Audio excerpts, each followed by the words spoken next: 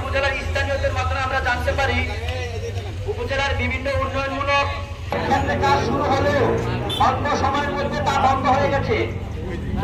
PIC ও প্রভাবশালী মহল সুবিধা নিচ্ছে বলে অভিযোগ হয়ে উঠেছিলেন পিআইউ সেলিম খান। সেলিম খানের রয়েছে 120টি প্রকল্প এবং দ্বিতীয় পর্যায়ে কাবিকা 834 নীতি আর অনিয়মের চিত্র পরিলক্ষিত হচ্ছে। পরিপত্র মোতাবেক উপজেলা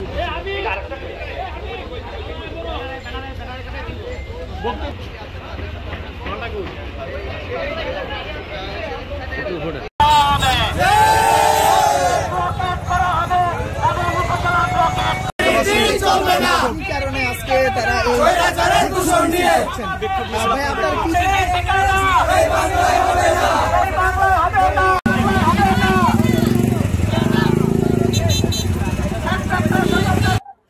আমাদের মতলবে 2024-25 অর্থ বছরে কাবিকা কাবিটার সহ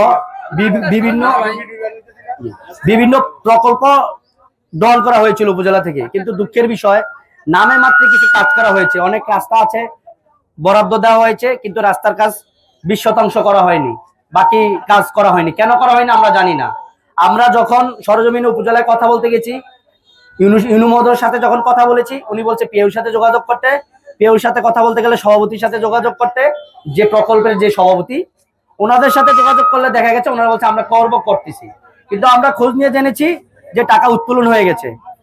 আমাদের মূল বিষয়টা হচ্ছে যে এই যে দুর্নীতিগুলো হচ্ছে, সকলের যোগ সাজসে এই দুর্নীতি হচ্ছে। আমরা তো প্রত্যেকে এই দুর্নীতির বিরুদ্ধে, এবং আমরা রক্ত দিয়ে আমি জোর দাবি জানাচ্ছি অনতিবিলম্বে পিআইইউকে অব্যাহতি দিতে হবে, আর নয়তো মতলব উত্তর উপজেলা থেকে তাকে অপসারণ করতে হবে। দেখা যায় তিনি ছিলেন ছাত্রলীগের নির্দিষ্ট সংগঠনের রাজনীতি জড়িত সাথে ছিল। ঢাকা পলিটেকনিক ছাত্রলীগের সাথে তৎকালীন সময় 1998 সাল ক্যাডার ভিত্তিক রাজনীতি করত, কিন্তু জুলাই গণ অভ্যুত্থানে পর খোলস পাল্টে বিএনপির লোকের সাথে পরিচয় দেয় সে বিএনপির লোক, জামাতের লোকের সাথে পরিচয় দেয় সে জামাতের লোক, এনসিপির সাথে পরিচয় দেয় সে ছাত্র দলের পক্ষের লোক। এগুলো বলে এলাকায় প্রভাব বিস্তার করেছে।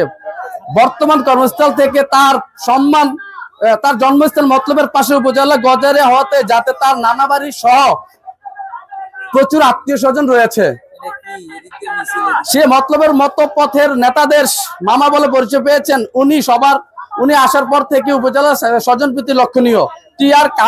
টিআর কাবিকা বরাদ্দের টাকা থেকে বিভিন্ন প্রজেক্ট গ্রহণ করে সেখান থেকে